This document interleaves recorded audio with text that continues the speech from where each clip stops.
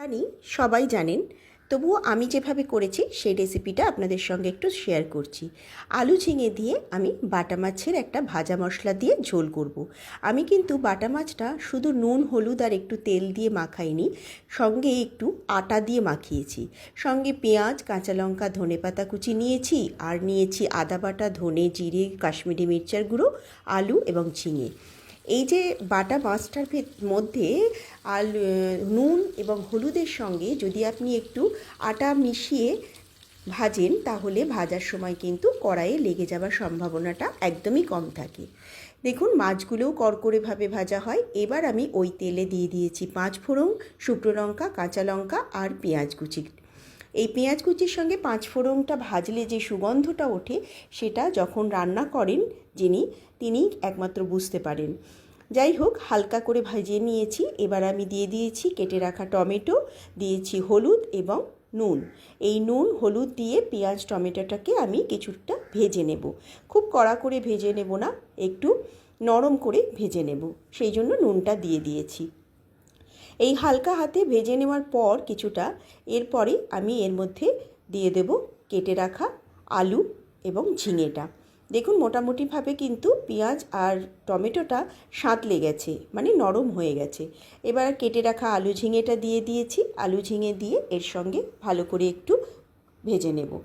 কষিয়ে নেওয়ার মতো এখনও হয়নি, একটু ভেজে নিয়েছি আমি। এবার আমি আদা ধনে জিরে কাশ্মীরি মিরচা দিয়ে জল দিয়ে গুলে রেখেছিলাম যে পেস্টটা, সেই পেস্টটা আমি এর মধ্যে দিয়ে দিয়েছি। এবার এই সবগুলো দিয়ে ভালো করে আমি একটু কষিয়ে নেব। এইবার কিন্তু কষাতে হবে। যতই আপনি ঝোল রান্না করুন, মশলাটা যদি ভালো করে কষা না হয় তাহলে কিন্তু ভালো লাগে না। এবার দিয়েছি সামান্য চিনি। আপনারা এই চিনিটা স্কিপ করতেও পারেন বা জ্যাগারি পাউডার ব্যবহার করতে পারেন। এবার আমি এটাকে ভালো করে কষিয়ে নেব যতক্ষণ না তেল ছেড়ে আসছে। ভালো করে কষিয়ে নিয়েছি। দেখুন, সুন্দরভাবে তেল ছেড়ে এসেছে, একদম সুন্দরভাবে। এইবার তেল ছেড়ে আসার পর আমি এখানে পরিমাণ মতো জল দেব। খুব বেশি জল আমি দেব না, আমি মশলা ধোয়া বাটির 1 বাটি জলই দেব, কারণ ঝিঙেটা যখন সেদ্ধ হবে তখন কিন্তু ঝিঙে থেকে জল কিছুটা বেরোবে। এবার আমি যেহেতু নর্মাল জল ব্যবহার করেছি, এখানে গরম জল নয়, সেই জন্য এই জলটা দেওয়ার পর সবগুলোকে ভালোভাবে মিশিয়ে নিয়েছি এবং কিছুটা ফুটে উঠলে তারপর আমি কিন্তু এটাতে ঢাকা দিয়ে দেব আলু আর ঝিঙেটা সেদ্ধ হওয়ার জন্য। আলু আর ঝিঙে কিন্তু আমি বেশ মোটা করে কেটেছি। এবার ঝোলটা ফুটে উঠেছে, আলু এবং ঝিঙে দুটোই কিন্তু সিদ্ধ হয়ে গেছে। এবার আমি এর মধ্যে দেব 1 চামচ ভাজা জিরে গুঁড়ো। এটাতে কিন্তু ধনে নেই, এটাতে শুধুমাত্র ভাজা জিরে আছে।